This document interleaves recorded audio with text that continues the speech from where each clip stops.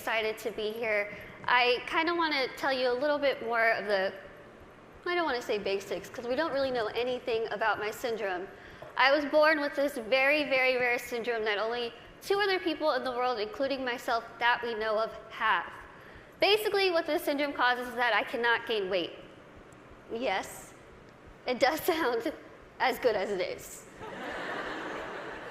I could eat absolutely whatever I want, whenever I want, and I won't really gain any weight. I'm going to be 25 in March, and I've never weighed over about 64 pounds my entire life. When I was in college, I hid, well, I didn't hide, everyone knew it was there, but it was a giant tub of Twinkies, donuts, chips, Skittles, and my roommate would say, I could hear you at 12:30 reaching under your bed to get food. But I'm like, you know what? It's all right. I can do these things because there are benefits to this syndrome. There are benefits to not being able to gain weight. There are benefits to being visually impaired. There are benefits to being kind of really small. A lot of people think, Lizzie, how in the world are you saying there's benefits when you can only see out of one eye? Let me tell you what the benefits are, because they're great. I wear contacts, half off contacts. When I wear my reading glasses, half off prescription. If somebody is annoying me, being rude, stand on my right side. It's like you're not even there. I don't even know you're standing there. Right now, if I stand like this, I have no clue that there's this whole side of the room. Also, being small, I am very willing to volunteer myself to go to Weight Watchers, go to some gym and say, hi, I'm Lizzie. I will be your poster child. Put my face on whatever you need and I will say, hi, I use this program. Look how well it worked. Even though there are really amazing things that have come from this syndrome, there are also things that have been very, very difficult, as you can imagine. Growing up, I was raised 150% normally. When I was my parents' first child, and when I was born, the doctors told my mom, your daughter has no amniotic fluid around her at all. So when I was born, it was a miracle that I came out screaming. The doctors told my parents, we just want to warn you, expect your daughter to never be able to talk, walk, crawl, think, or do anything by herself. Now, as first-time parents, you could think that my parents would say, oh no, why? Why are we getting our first child to have all these unknown problems? But that's not what they did. The first thing they told the doctor was, we want to see her, and we are going to take her home and love her and raise her to the best of our abilities. And that's what they did. I credit pretty much everything that I've done in my life to my parents. My dad is here with me today, and my mom is at home watching. Hi, Mom. She's recovering from a surgery, and she has been the glue that's held our family together and giving me the strength to see that she's going through so much, but she has this fighting spirit that she's instilled in me, that I have so proudly been able to stand in front of people and say, you know what, I've had a really difficult life, but that's okay. That's okay. Things have been scary, things have been tough. One of the biggest things that I had to deal with growing up was something that I'm pretty sure every single one of us in this room has dealt with before. Can you guess what that is? Starts with a B. Can you guys guess it? Boys. Bullying. I know what y'all are thinking. I should have come, why couldn't I sit here with them? I had to deal with bullying a lot, but as I said, I was raised very normally. So when I started kindergarten, I had absolutely no idea that I looked different. No clue. I couldn't see that I looked different from other kids. I think of it kind of as a big slap of reality for a 5-year-old because I went into school first day decked out in Pocahontas gear. I was ready.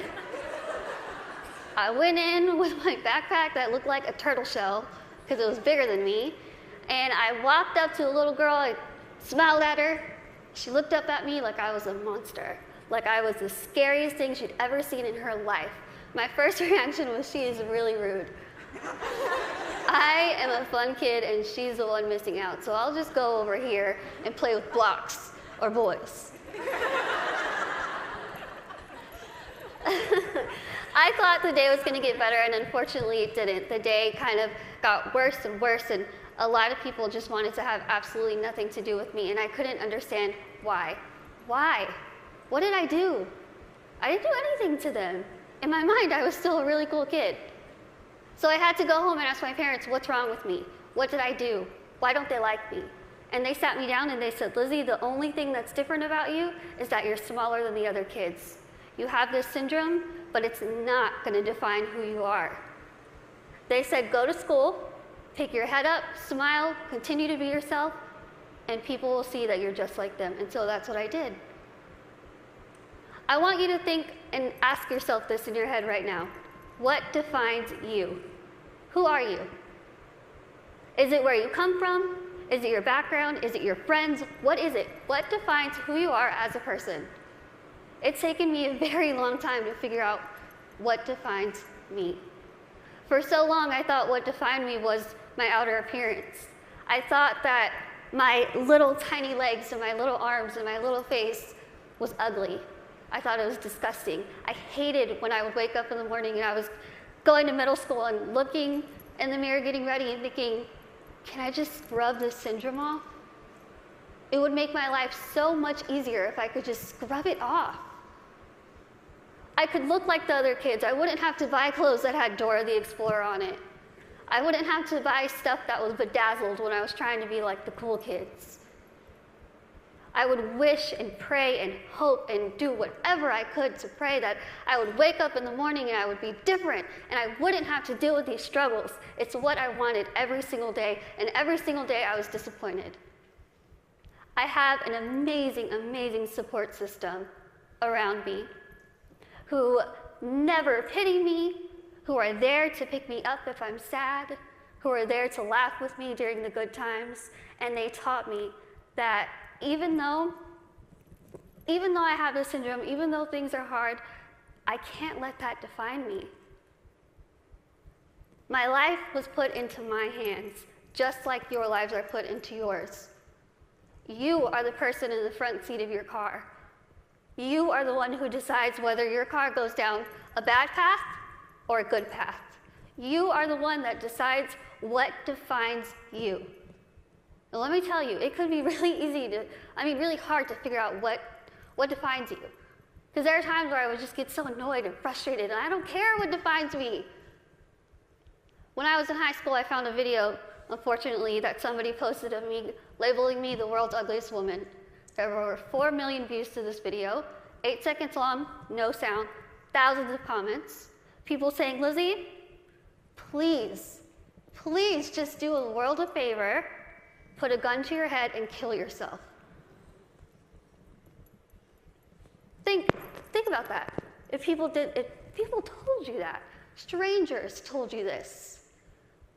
I cried my eyes out, of course, and I was ready to kind of fight back, and something kind of clicked in my head, and I thought, I'm just going to leave it alone. I kind of started realizing that my life is in my hands. I could either choose to make this really good, or I can choose to make this really bad. I could either be grateful and open my eyes and realize the things that I do have and make those the things that define me.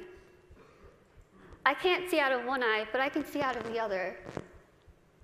I might get sick a lot, but I have really nice hair. Thanks. You guys are like the best little section right here. Why did you lose my train of thought? Okay, where was I? Hair, okay, thinking. Okay, so I could either choose to be happy or I could choose to kind of be upset with what I have and still kind of complain about it. But then I started realizing, am I gonna let the people who called me a monster define me? Am I gonna let the people who said kill it with fire define me? No. I'm gonna let my goals and my success and my accomplishments be the things that define me, not my outer appearance, not the fact that I'm visually impaired, not the fact that I have this syndrome that nobody knows what it is. So I told myself I'm going to work my butt off and do whatever I could to make myself better, because in my mind, the best way that I could get back at all those people who made fun of me, who teased me, who called me ugly, who called me a monster, was to make myself better and to show them, you know what? Tell me those negative things, I'm going to turn them around, and I'm going to use them as a ladder to climb up to my goals. That's what I did. I told myself I wanted to be a motivational speaker, I want to write a book, graduate college, have my own family, my own career. 8 years later, I'm standing in front of you, still doing motivational speaking. First thing, I accomplished it. I wanted to write a book.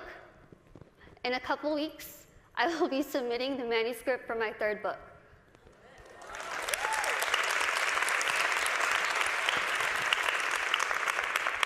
I wanted to graduate college, and I just finished college. I'm getting a